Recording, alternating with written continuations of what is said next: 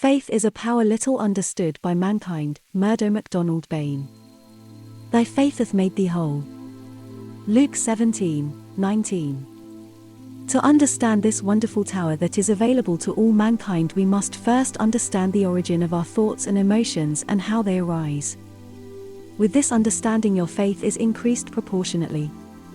When we are aware of the origin of our thinking and the action of our thoughts, we will know the result as well. Unfortunately, most people are blind to this fact, with the result that their thinking is merely imitative or reactionary, having no value as a creative force. When Jesus said, "Believe you have received and you shall have," he was speaking from direct knowledge of a science he knew to be infallible. Thinking is prayer, thinking is creative, thinking is also destructive and constructive, according to the cause of our thinking.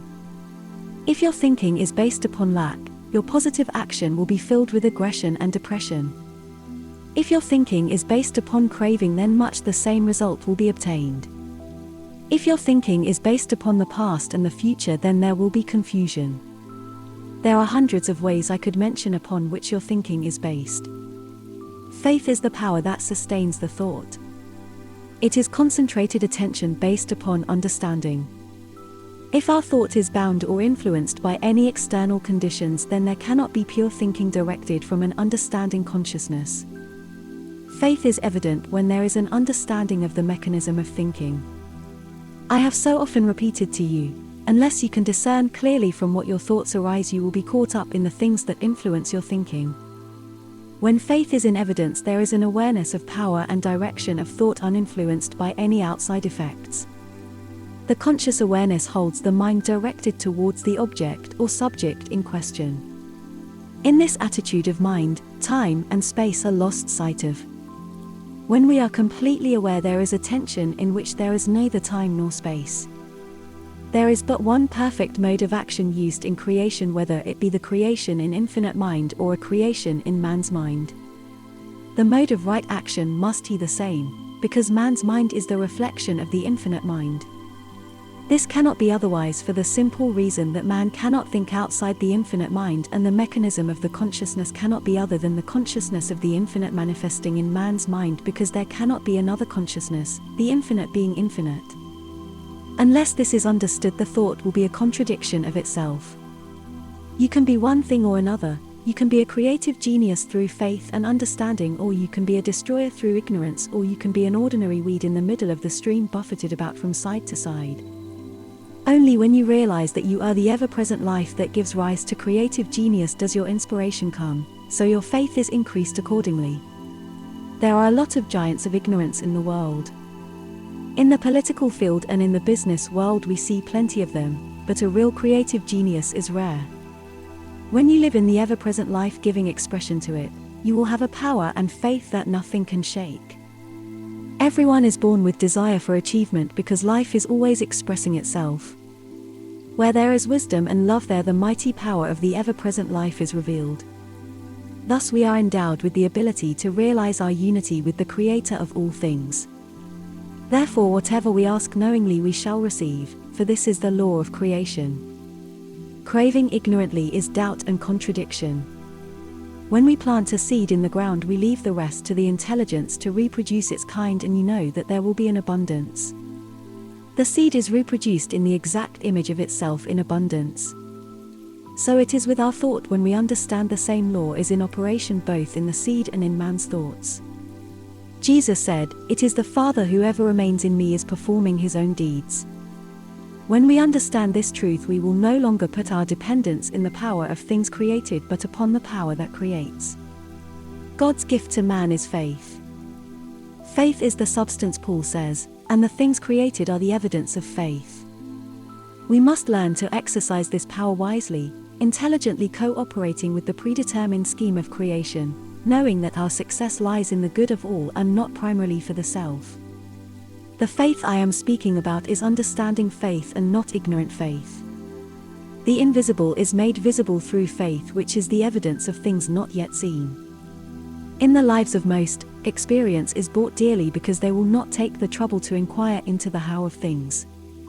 Although many have found this knowledge through experience, there are many wise enough to search for this knowledge and have found it, much to their advantage and to the advantage of others, whom they are asked to help.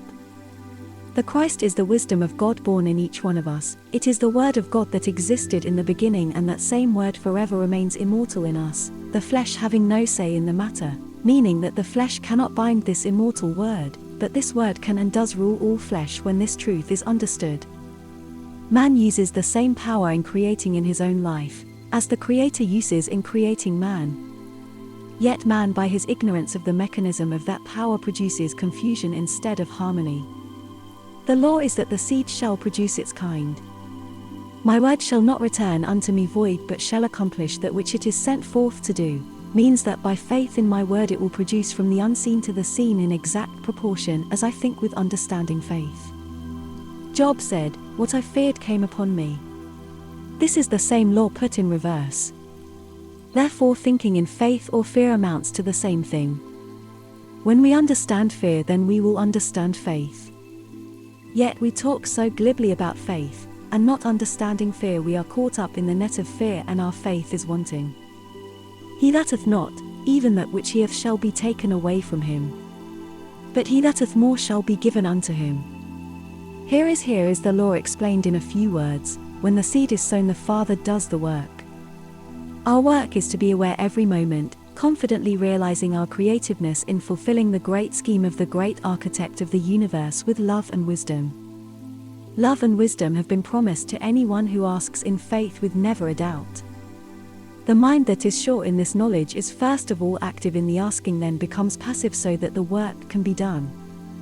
This is the link we have with the eternal ever-present life expressing itself always in the now. The asking must be accompanied with the dominant attitude of mind that refuses to give up, refuses to fear, refuses to worry for things to come, only seeing the creative principle acting freely, exercising its own wisdom in the manifestation of things asked for. Thinking in faith is the evidence of that which will be produced, then the seed sown is watered by faith and understanding. The majority of people expect the worst while hoping for the best.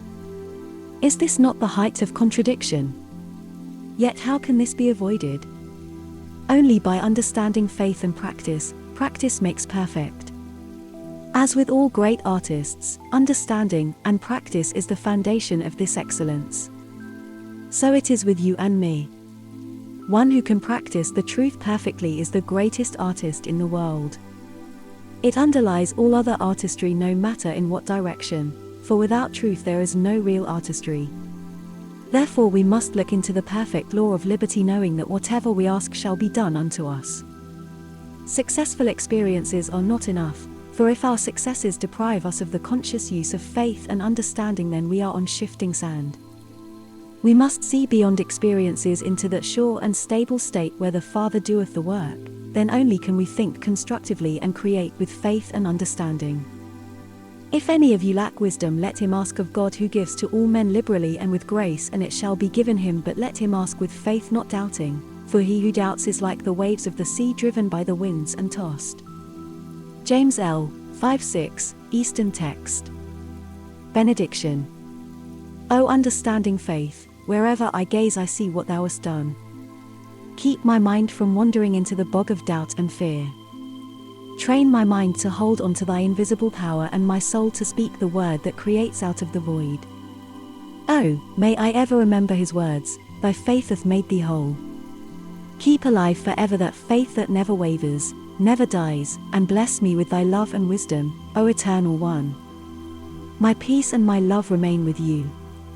Yours very sincerely, M. MacDonald-Bayne.